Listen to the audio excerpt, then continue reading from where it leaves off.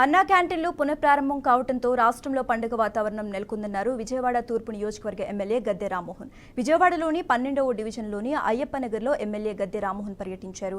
డివిజన్లోని స్థానికంగా ఉన్న డ్రైనేజీ సమస్యలపై ఆరా తీశారు. సీఎం చంద్రబాబు తీసుకున్న ఈ నిర్ణయం చరిత్రలో నిలిచిపోతుందన్నారు.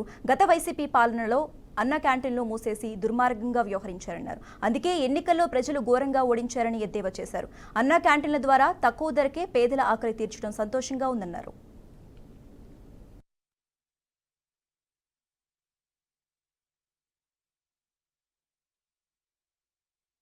ఇవాళ అన్నా క్యాంటీన్లు నిన్న ఓపెన్ అయిన తర్వాత ప్రజల్లో ఆనందం.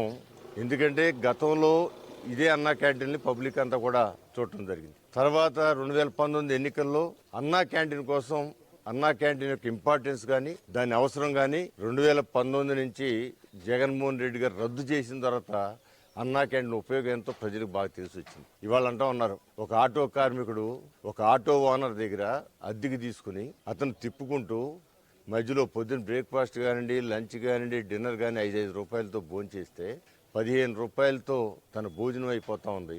దాని తర్వాత వచ్చిన 500 వచ్చినా 600 వచ్చినా కూడా కుటుంబ అవసరాలు నేను వాడుకోగలుగుతున్నానని చెబుతా ఉన్నాడు. ఇవాళ 15 రూపాయలతో భోజనం పెడుతున్నారు చంద్రబాబు గారు అని అంటే దానికి కూడా యూట్యూబ్లో వ్యాఖ్యానాలు చేస్తూ ఉన్నారు. ఆ 15 రూపాయలు ఎంత లాభం ఆయనకు వస్తుందో అని అడుగుతాను. ఇవాళ అన్నం తినేవాడు ఎవడో కూడా ఇవాళ ఒక భోజనం వేడివేడి లంచ్ కానివ్వండి, వేడివేడి డిన్నర్ కానివ్వండి, అదేవిధంగా పొద్దున బ్రేక్ఫాస్ట్ కానివ్వండి, కేవలం గవర్నమెంట్ ఇచ్చే దాంతో కలిపి 75 రూపాయలు ఖర్చు. ఇవాళ ఏ హోటల్కైనా వెళ్ళండి 60 రూపాయలు మినిమం. చిన్న హోటల్ అయితే 60 రూపాయలు భోజనం, పెద్ద హోటల్ అయితే 100 రూపాయలు భోజనం. 100 రూపాయలు భోజనం, ఒక్క భోజనం అంటే ఎంత అంటే 200 రూపాయలు. 2 పూట్ల భోజనం 200 రూపాయలు. పొద్దున పూట టిఫిన్ ఒక 30, 40, 50 అంటే 250 రూపాయలు.